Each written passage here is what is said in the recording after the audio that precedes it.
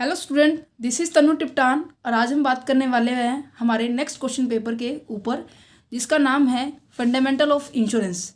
देखो, इससे पहले आपके सभी सब्जेक्ट के जो क्वेश्चन पेपर हैं ऑलरेडी अपलोड हो चुके हैं आपके ही चैनल क्वेश्चन पेपर पर। बिकॉज ये चैनल स्पेशल आप सभी स्टूडेंट के लिए बनाया है, जहाँ पर आपको केवल और केवल क्वेश्चन पेपर मिलेंगे, question paper and question paper, वो भी डिफरेंट डिफरेंट यूनिवर्सिटी के और डिफरेंट डिफरेंट ईयर के।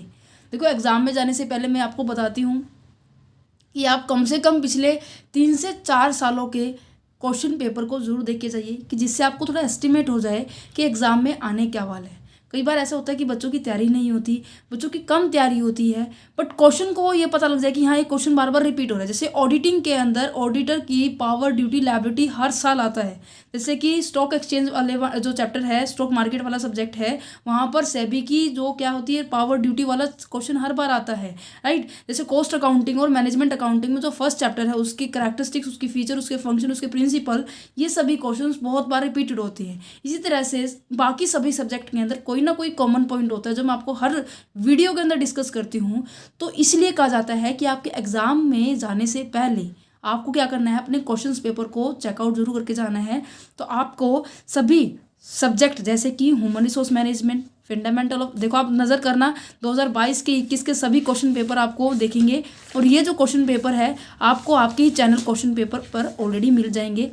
प्लेलिस्ट क्रिएट की हुई है, ठीक है। 2019 से लेकर 2022 तक के क्वेश्चन पेपर, 2023 तक के क्वेश्चन पेपर आपको यहाँ मिल जाएंगे, ठीक है। अब क्या है, हम आज करने वाले हैं फंडामेंटल ऑफ इंश्योरेंस, क्योंकि केवल यही क्वेश्चन पेपर रहता है, बाकी सभी क्वेश्चन पेपर ऑलरेडी अपलोड हो चुके हैं। रिटेल का, ह्यूमन रिसोर्स का, इनकम टैक्स का, मैनेजमेंट अकाउंटिंग का, ठीक है, और बिजनेस इन्वायरमेंट का सभी क्वेश्चन पेपर हो चुके हैं। आज हम करने वाले हैं हमारे फंडामेंटल ऑफ इंश्योरेंस का, ठीक है। और वो भी कौन सा है, ये 2022 का है ये, ठीक है। क्वेश्चन पेपर आईडी आपको नज़र आ रही होगी 52460। बीकॉम जर्नल ऑनर सभी स्टूडेंट्स के लिए है। 6 semester journal regular and rear appear दोनों स्टूडेंट्स के लिए है।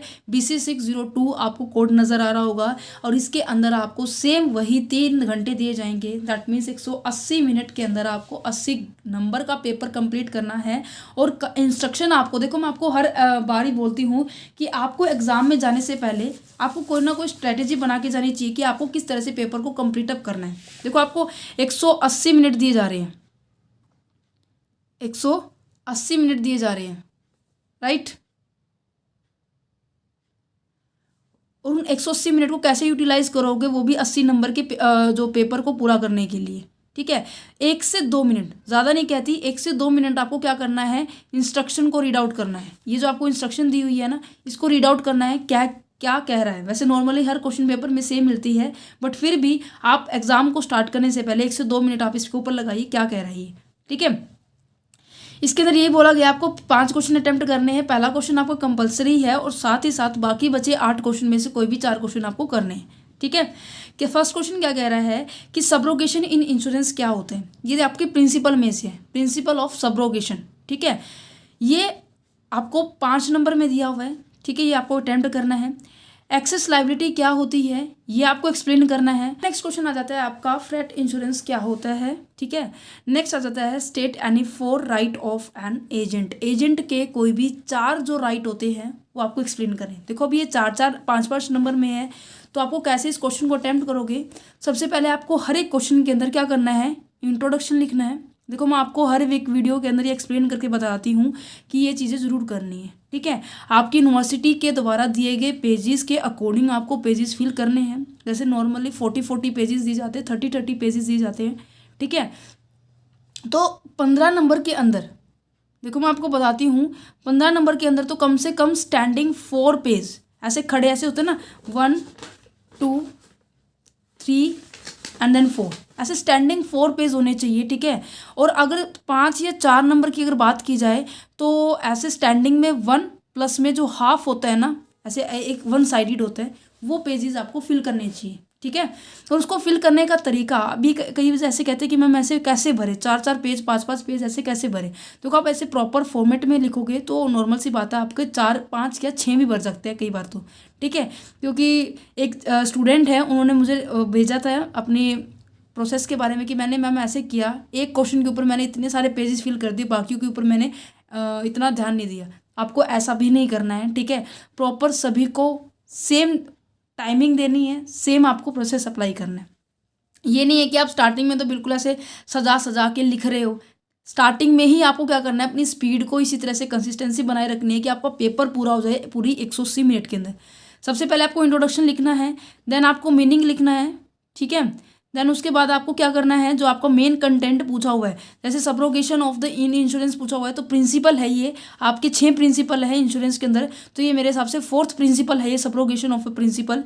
तो मेन कंटेंट जो पूछा हुआ है सब्रोगेशन का, ये आपको एक्सप्लेन करना है। देन उसके बाद कंक्लूजन लिखना है, ठीक है। तो ये चारों पॉइंट आपको मेन होने चाहिए। अगर बात की जाए 15 नंबर में, 15 नंबर में कहीं ना कहीं आपको 2 पॉइंट पूछे जाएंगे, एक मेरिट पूछी जाएगी, जैसे कि एक डिमेरिट पूछी जाएगी। अभी यहाँ पे आ जाता है, यहाँ पे देखते हैं क्या पूछा हुआ है 15 नंबर के अंदर, ठीक है। ये हिंदी मीडियम वालों के लिए हो गया। अब यहाँ पे देखो क्या पूछा हुआ है, डिफाइन इंश्योरेंस। इंश्योरेंस क्या होता है, explain the principle of insurance in a detail. Insurance के 6 प्रिंसिपल आपको एक्सप्लेन करने हैं। तो आपको ये जो 6 प्रिंसिपल पूछे हुए हैं, तो इन सभी 6 प्रिंसिपल को एक्सप्लेन करना है, साथ साथ एग्जाम्पल देना है। तो आपको इस तरह से, जैसे अब इसके अंदर पूरा एक्सप्लेन करना है, विद एग्जाम्पल आपको एक्सप्लेन करना है। नेक्स्ट क्वेश्चन आ जाता है, what do mean by the annuity. Annuity से आप क्या समझते हैं, व्हाट आर इट्स फीचर्स, उसकी फीचर क्या होती है, explain the difference type of the policy. अब देखो एक ही क्वेश्चन के अंदर काफ़ी सारे क्वेश्चन आपसे पूछ लिए। अब 15 नंबर में आप इसको प्रॉपरली एक्सप्लेन कर सकते हो, ठीक है। यहाँ पर तो देखो पूरे 6 के 7 पॉइंट बना सकते हो, ठीक है, साथ में एग्जाम्पल दे सकते हो। यहाँ पर देखो पहला क्वेश्चन क्या है, एन्यूटी क्या होता है, बाद में क्या पूछा हुआ है, उसके फीचर पूछे हुए हैं, देन उसको डिफरेंशिएट करके पूछा हुआ है कि डिफरेंट टाइप की पॉलिसी क्या होती है। तो यहाँ पर आपको 1 पेज फिल कर सकते हो, यहाँ पे आपके 2 पेज आराम से फीचर 9 से 10 कम से कम फीचर होनी चाहिए। देन उसको डिफरेंशिएट करोगे पूरा प्रॉपर 2 पेजेस के अंदर। हो गया क्वेश्चन, और बोलो क्या चाहिए, है ना। नेक्स्ट आ जाता है, fire insurance is a contract of indemnity and there of the utmost good faith, ठीक है। एक्सप्लेन द स्टेटमेंट, ये एक तरह का प्रिंसिपल ही है। अगर मैं आपको बताऊं, आपको इस एटमोस्ट गुड फेथ के ऊपर आपको एक एग्जाम्पल दे सकते हो आप इसके ऊपर, ठीक है। कैसे एक कॉन्ट्रैक्ट के अंदर आपको आपकी जो क्षतिपूर्ति है वो आपको वापस मिल सकती है, एक फायर इंश्योरेंस के केस के अंदर, ठीक है। आपको इसके अंदर एग्जाम्पल दे सकते हो, बहुत अच्छा एग्जाम्पल हो सकता है किसी की भी, जैसे कि शॉप के एग्जाम्पल लेकर आप उसको एक्सप्लेन करना है, ठीक है। 5th क्वेश्चन आ जाता है, what do mean by the claim. Claim का मतलब क्या होता है, explain the process of claim in relation of the marine insurance contract. एक जब काफ़ी सारे कॉन्ट्रैक्ट होते हैं, देखो एक तो लाइफ इंश्योरेंस है। इंश्योरेंस की बुक के अंदर आपके 2 तरह के टाइप के इंश्योरेंस होते हैं, एक लाइफ इंश्योरेंस होता है, एक हमारा नॉर्मली जनरल इंश्योरेंस होता है। जो लाइफ इंश्योरेंस है उसके अंदर आपको क्या है, इंडेमनिटी तो मिलती है, बट वो कोई कॉन्ट्रैक्ट नहीं होता, क्योंकि आपकी लाइफ की कोई वैल्यू नहीं होती, राइट। आपकी लाइफ बहुत वैल्यूएबल होती है, इसलिए इसका मूल्य नहीं रखा गया, इसलिए कहते हैं वैल्यू ही नहीं रख सकते। बट जो बाकी जो इंश्योरेंस होते हैं, जनरल इंश्योरेंस हो गया, जैसे कि फायर इंश्योरेंस हो गया, कार इंश्योरेंस हो गया, मैरीन इंश्योरेंस हो गया, एक्सीडेंट इंश्योरेंस हो गया, डेथ नहीं, बाकी सभी जो इंश्योरेंस होते हैं उनके हम वैल्यू पुट कर सकते हैं उस पर्टिकुलर चीज़ को देख के। फायर इंश्योरेंस का एग्जांपल ले लेती हूँ मैं, मैरीन का ले लेते हैं। एक जहाज है, जहाज में जितना सामान है उसकी वैल्यू तो पता होगी ना, कि ये सामान उसकी कीमत कितनी है, उस जहाज की कीमत कितनी है, ठीक है, एट प्रेजेंट टाइम के अकॉर्डिंग। तो इस हिसाब से उसकी पर्टिकुलर वैल्यू निकाल पाएंगे, है ना। तो उसी के हिसाब से क्वेश्चन पूछा हुआ है कि आपको क्लेम से आप क्या समझते हैं। अगर आपको नुकसान हो जाता है तो आपको क्लेम मिलता है ना, तो उस क्लेम से आप क्या समझते हैं, और साथ ही साथ उसकी प्रोसेस पूछी हुई है of a claim in relation to the marine insurance contract. कैसे आप अगर आपको क्लेम लेना है तो क्या प्रोसेस को आप फॉलो करोगे।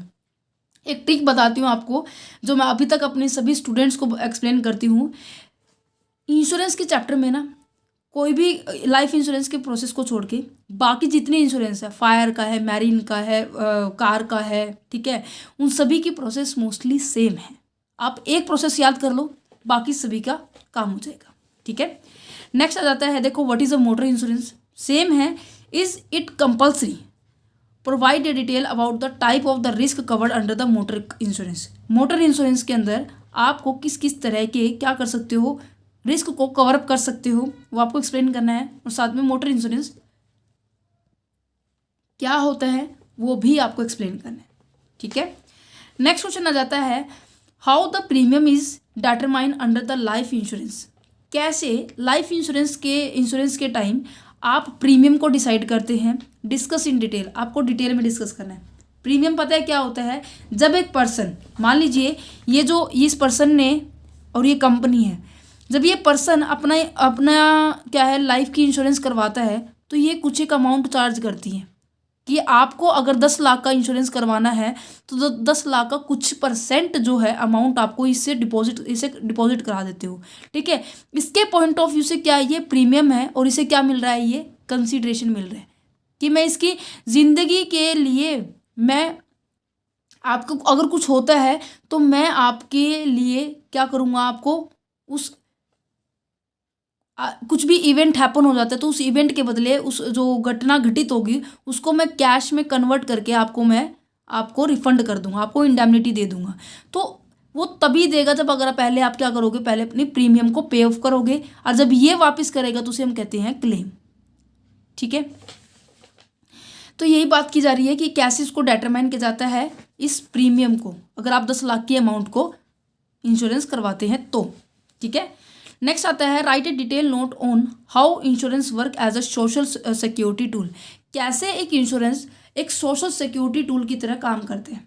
एग्जाम्पल बताऊं, जैसे कि मैंने कल एक रोड पे देखा, एक स्कूटी का एक्सीडेंट हुआ। ठीक है, अगर उस स्कूटी का इंश्योरेंस करवा रखा होगा तो क्या होगा, उस स्कूटी की कंडीशन को देखकर जो रोड पे कैमरे लगे हुए थे उस कैमरे की पिक्चर को कैप्चर करके इंश्योरेंस कंपनी वाले क्या करेंगे, उसको उस स्कूटी के जो जितना भी उसने इंश्योरेंस करवा रखा था वो अमाउंट क्या करेंगे, उसे दे देंगे, उस व्यक्ति को दे देंगे।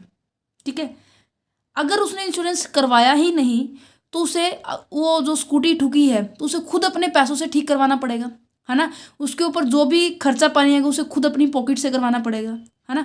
तो इसलिए इंश्योरेंस एज ए सिक्योरिटी है। अगर कुछ हो जाता है आपके व्हीकल को, आपकी दुकान को, आपने किसी भी तरह का इंश्योरेंस ले रखा है, आपके जो जहाज़ में आने वाले सामान का अगर आपने इंश्योरेंस ले रखा है और बाय द इन केस वो डूब जाता है या फिर तूफान आ जाता है, कुछ भी हो जाता है, तो आपको सारा का सारा पैसा उस सामान का मिल जाएगा।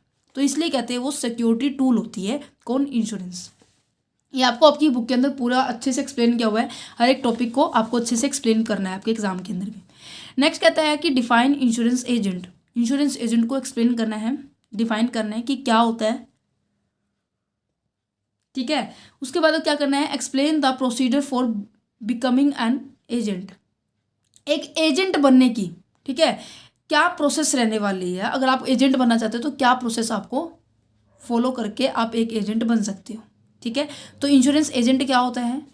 आपके सभी क्वेश्चन पेपर कंप्लीट हो चुके हैं, सो इन क्वेश्चन पेपर को देखिए और अपने एग्जाम की तैयारी कीजिए।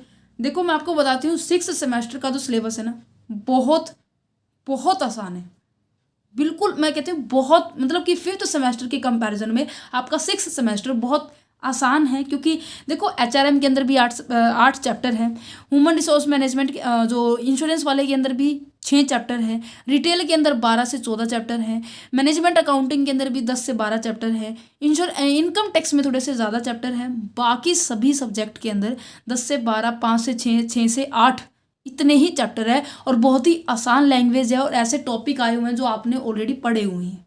ठीक है, सो उम्मीद करती हूँ जो आपको ये क्वेश्चन पेपर की सर्विस प्रोवाइड की जा रही है बहुत अच्छी लग रही होगी। इंश्योरेंस के मोस्ट ऑफ मतलब कि 2 से 3 चैप्टर मैंने बहुत पहले करवाए थे। ठीक है, आप उन वीडियोस की हेल्प से अपने एग्ज़ाम की तैयारी कर सकते हो और जितनी ज़्यादा कोशिश करूँगी इस बार भी मैं क्या करूँ, इंश्योरेंस का भी सिलेबस कंप्लीट करवाऊँ, क्योंकि मैं इनकम टैक्स और ह्यूमन रिसोर्स मैनेजमेंट का ऑलरेडी स्टार्ट हो चुका है और उनके ख़त्म होने के बाद ही आपको इंश्योरेंस का सिलेबस जल्दी करवाया जाएगा। ठीक है।